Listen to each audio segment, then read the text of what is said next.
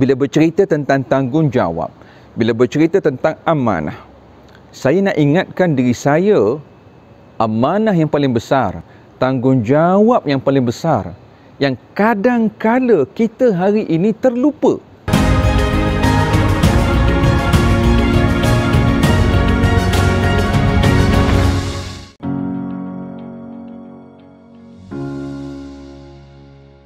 Assalamualaikum warahmatullahi wabarakatuh. A'udzubillahi minasyaitonirrajim. Bismillahirrahmanirrahim.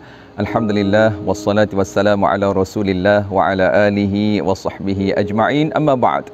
Tuan-tuan dan puan-puan, muslimin dan muslimat yang saya kasih sekalian, kita bersama lagi pada hari ini dalam ruangan kapsul dakwah santai Masjid Tuanku Mizan Zainal Abidin. Terus kekal bersama dengan page Masjid Tuanku Mizan Zainal Abidin. InsyaAllah kita akan sajikan pelbagai perkara, pelbagai info, insya-Allah mudah-mudahan bermanfaat untuk kita semua. Baiklah tuan-tuan dan puan-puan, muslimin dan muslimat yang saya kasih sekalian, pada ruangan kali ini saya suka untuk membawakan dan juga berkongsikan suatu perkara sebagai nasihat untuk saya sendiri dan juga mudah-mudahan insya-Allah untuk kita semua di luar sana. Hari ini saya nak bawa perkara berkaitan amanah. Amanah ataupun tanggungjawab. Sebab bila sebut tentang amanah, dia akan berkait dengan tanggungjawab. Bila ada amanah, ada tanggungjawab. Dan bila menyebut tentang tanggungjawab ini ataupun amanah, ya tuan-tuan dan puan-puan, muslimin dan muslimat yang saya kasih sekalian, kita semua ada tanggungjawab. Kullukum ra'in wa kullukum mas'ulun 'an ra'iyatih. Hadis tersebut panjang disebutkan. Cuma ringkasnya, setiap daripada kita ada tanggungjawab dan kita bertanggungjawab terhadap apa yang kita diamanahkan, dipertanggungjawabkan. Jadi tuan-tuan dan puan-puan muslimin yang dirahmati Allah, bila bercerita tentang tanggungjawab, bila bercerita tentang amanah, saya nak ingatkan diri saya, amanah yang paling besar, tanggungjawab yang paling besar, yang kadang-kala kita hari ini terlupa. Apa dia? Amanah, tanggungjawab sebagai hamba. Ya Allah Ta'ala sebutkan, wa ma khalaqatul jinna wal insa illa liya'budun. Yang mana kita ini hari ini diciptakan oleh Allah, dihidupkan di atas muka bumi ini hanya dengan satu tujuan, iaitu untuk mengabdi, beribadah kepada Allah. Jadi itulah amanah, tanggungjawab terbesar. Jadi tuan-tuan dan puan-puan yang saya kasih sekalian, bagaimana kita boleh terlupa tentang tanggungjawab yang satu ini?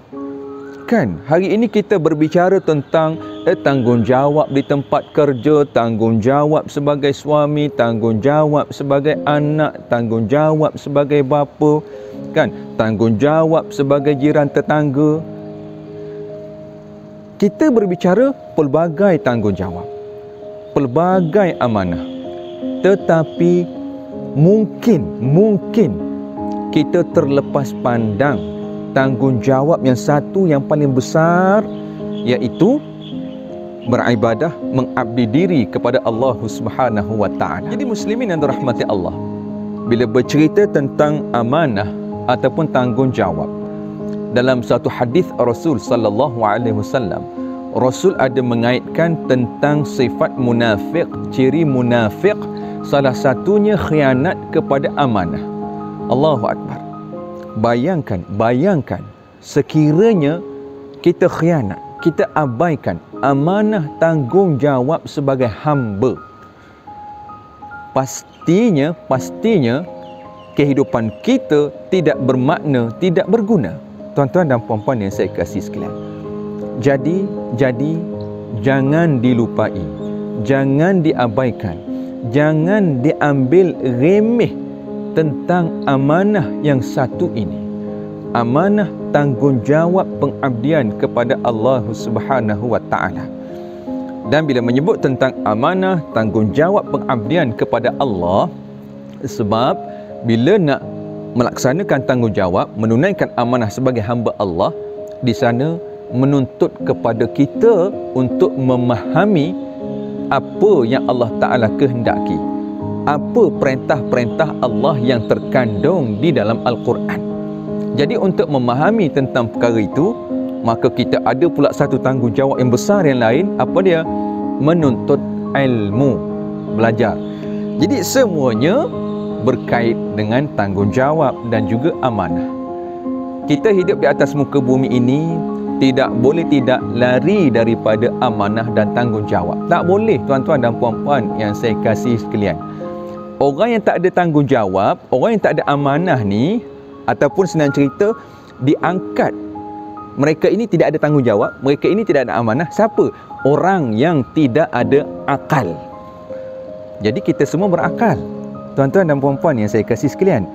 Jadi sama-sama kita renungkan, sama-sama kita muhasabah diri kita, agar kita ini tidak menjadi hamba yang mengabaikan tanggungjawab, mengabaikan amanah, khususnya tanggungjawab dan juga amanah pengabdian kepada Allah Subhanahu wa taala. Amanah tanggungjawab untuk mempelajari ilmu-ilmu ataupun perintah-perintah Allah yang terkandung di dalam Al-Quran. Jadi muslimin dan muslimat yang dirahmati Allah, biarlah hidup di dunia yang sementara ini membawa kebahagiaan yang abadi untuk kita di akhirat kelak. Janganlah kehidupan yang sementara di dunia ini mengundang kecelakaan yang berpanjangan kepada kita di akhirat kelak. Semoga Allah Ta'ala pelihara jaga kita semua. Jadi tuan-tuan dan puan-puan, rasa cukuplah untuk pertemuan kali ini sebagai nasihat muhasabah kepada diri saya sendiri. Semoga mudah-mudahan insya-Allah ada manfaat untuk tuan-tuan dan puan-puan di luar sana. Sehingga kita jumpa lagi di masa akan datang. Wallahu a'lam. Assalamualaikum warahmatullahi wabarakatuh.